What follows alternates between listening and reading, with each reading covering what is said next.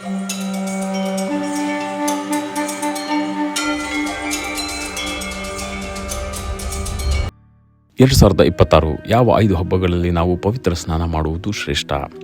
ವಿಶೇಷವಾದ ಅಥವಾ ಶುಭ ದಿನಗಳಲ್ಲಿ ಕೆಲವೊಂದು ಹಬ್ಬಗಳ ದಿನದಂದು ಪವಿತ್ರ ನದಿಗಳಲ್ಲಿ ಸ್ನಾನ ಮಾಡುವುದು ಅತ್ಯಂತ ಶುಭಕರ ಎಂಬ ನಂಬಿಕೆ ಇದೆ.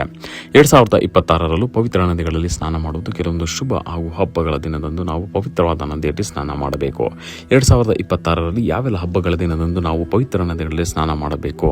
ಮಕರ ಸಂಕ್ರಾಂತಿ ಹಬ್ಬದ ದಿನದಂದು ಪವಿತ್ರ ನದಿಗಳಲ್ಲಿ ಮತ್ತು ತೀರ್ಥಯಾತ್ರೆಯ ಸ್ಥಳದಲ್ಲಿ ಸ್ನಾನ ಮಾಡುವುದು ಅತ್ಯಂತ ಒಳ್ಳೆಯದು. ಮೌನಿ ಅಮಾವಾಸ್ಯೆ ದಿನ ಗಂಗಾ ನದಿಯ ನೀರು ಅಮೃತದಂತೆ ಆಗುತ್ತದೆ ಎನ್ನುವ ನಂಬಿಕೆ ಇದೆ. ಈ ದಿನ ಗಂಗಾ ನದಿ ಸ್ನಾನ ಬಹಳ ಶುಭವೆಂದು ಪರಿಗಣಿಸಲಾಗಿದೆ. ಮಾಘ ಪೂರ್ಣಿಮೆ ಫೆಬ್ರವರಿ 1ರಂದು ಬರುತ್ತದೆ. ಈ ಪೂರ್ಣಿಮಾ ದಿನದಂದು ಪವಿತ್ರ ಸ್ನಾನ ಮಾಡುವುದು ಸನಾತನ ಧರ್ಮದಲ್ಲಿ ಅತ್ಯಂತ ಪುಣ್ಯವೆಂದು ಪರಿಗಣಿಸಲಾಗಿದೆ. ಗಂಗಾ ದಸರಾ ಹಬ್ಬವನ್ನು ಮೇ 25ರಂದು ಆಚರಿಸಲಾಗುತ್ತದೆ. ಈ ದಿನ ಗಂಗಾದೇವಿಯು ಸ್ವರ್ಗದಿಂದ ಭೂಮಿಗೆ ಇಳಿಯುತ್ತಾಳೆ ಎನ್ನುವ ನಂಬಿಕೆ ಇದೆ. ಈ ದಿನ ಗಂಗಾ ಸ್ನಾನ ಮತ್ತು ದಾನ ಪೂಜೆ ಮಾಡುವುದರಿಂದ 10 ರೀತಿಯ ಪಾಪಗಳು ನಾಶವಾಗುತ್ತವೆ. ಈ ವರ್ಷ ಕಾರ್ತಿಕ ಪೂರ್ಣಿಮಾ ಹಬ್ಬವನ್ನು ನವೆಂಬರ್ 24ರಂದು ಆಚರಿಸಲಾಗುತ್ತೆ. ಕಾರ್ತಿಕ ಪೂರ್ಣಿಮೆಯಂದು ಪವಿತ್ರ ನದಿಗಳು ಮತ್ತು ಜಲಮೂಲಗಳಲ್ಲಿ ಸ್ನಾನ ಮಾಡುವುದು ವಿಶೇಷ ಮಹತ್ವ ಹೊಂದಿದೆ.